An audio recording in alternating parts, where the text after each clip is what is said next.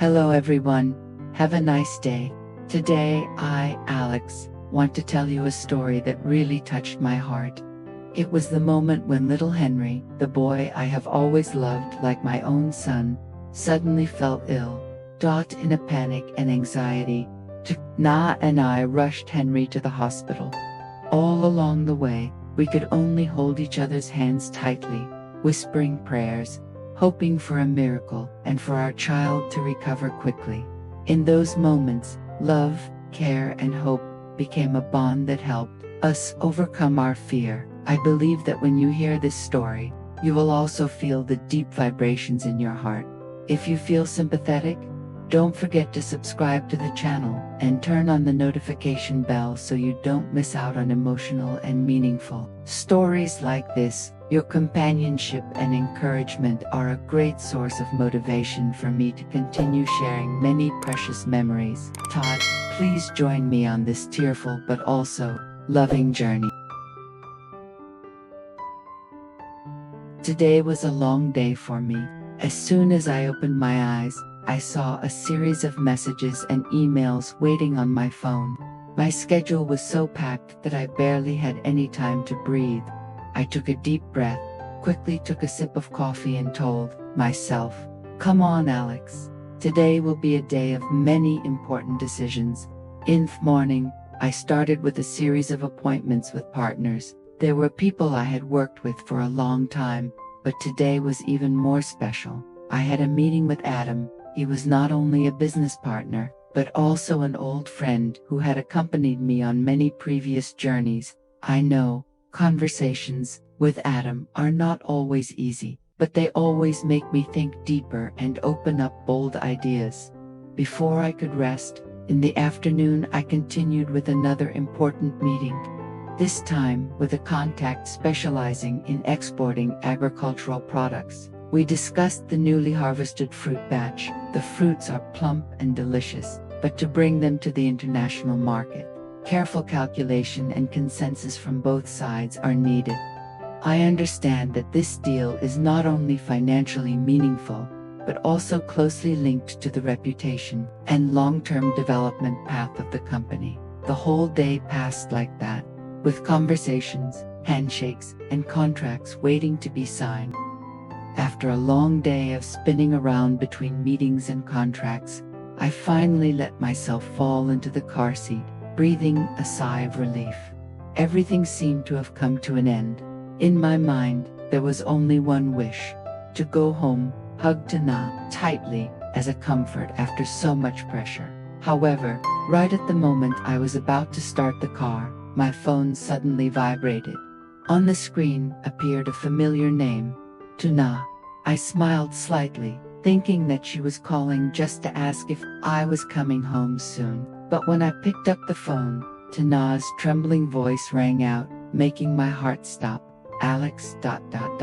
Henry has a very high fever. Come here now, take me and my child to the hospital... I was speechless for a few seconds. All the surrounding sounds seemed to disappear, leaving only the sound of rapid breathing and the anxiety emanating from nhat's voice. Each word was like a knife stabbing straight into my heart. Without thinking, I quickly turned the key and drove through the crowded traffic. The street lights were flashing, the car horns were blaring, but I didn't pay attention to anything anymore. In my mind, the only image that echoed was Henry, his adorable rosy face now struggling with a fever. I kept driving and muttering, "Son, you have to try. Daddy will be there soon. Don't worry." With each passing minute, the anxiety grew. I wished I could touch the steering wheel to make the car fly faster. At that moment, I realized that all the contracts, all the billion-dollar deals signed that morning, suddenly became extremely small compared to one thing: Henry's health and safety. When I entered the house, I saw Nana hugging Henry tightly, her eyes red. "Alex, he's had a high fever since this morning. I'm so scared," she trembled. I squeezed her shoulder, reassuring her, "Don't worry, I'll take him to the hospital right away.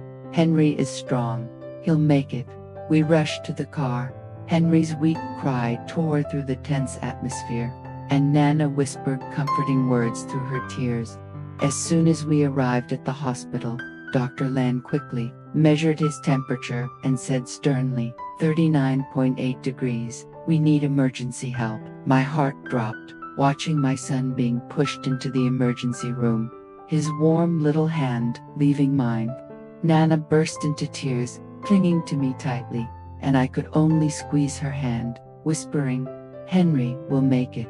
I believe so. In that moment, all the projects and work of the day suddenly became meaningless. The only thing I needed was for Henry to live. The emergency room door closed, leaving me and Nana standing outside. Time seemed to stop. Each second felt longer than a century. We could only sit and hold each other's hands, silently praying.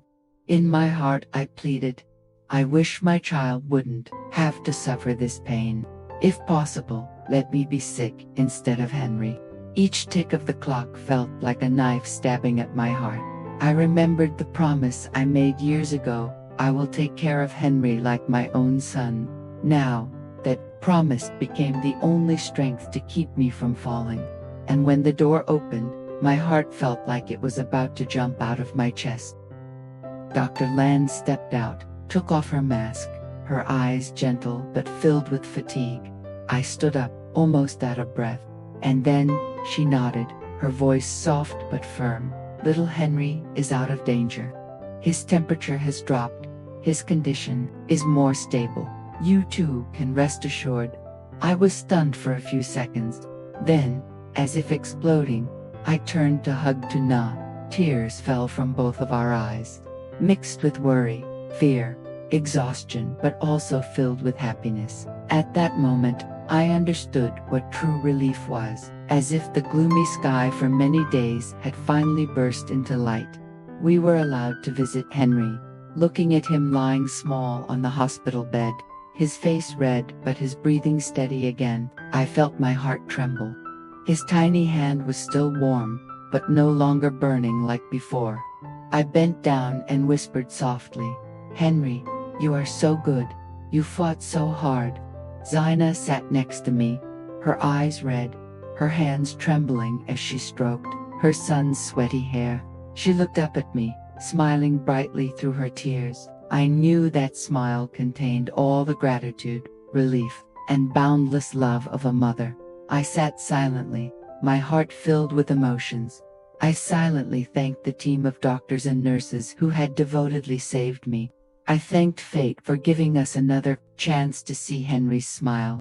And I thanked Henry himself, the little boy who had taught me a great lesson about love, responsibility, and sacrifice.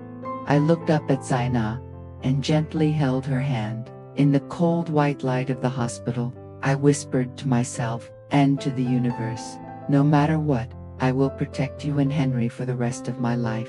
Nothing is more important than this family. I can give up everything, fame, money, job, as long as you and your child are safe. I remembered the promise I made when I proposed to Tuna. I will take care of Henry like my own son. Now, that promise was no longer just beautiful words on a romantic evening. It had become an oath engraved in my blood, in my heart, an oath that I will carry with me for the rest of my life, outside the hospital window.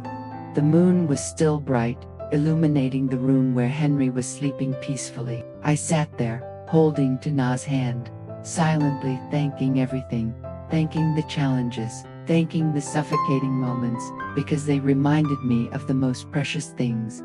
And then, in the silence of the night, I wondered, is this incident just a wake-up call? That behind the meetings, the contracts, and the ambitious plans, there is always a place waiting for me to return to, where Tuna and Henry, my small family but my whole world, are. I smiled, leaned down to kiss Henry's forehead, and whispered, sleep well, son. Dad will always be here, with you and your mother, through all the storms of life.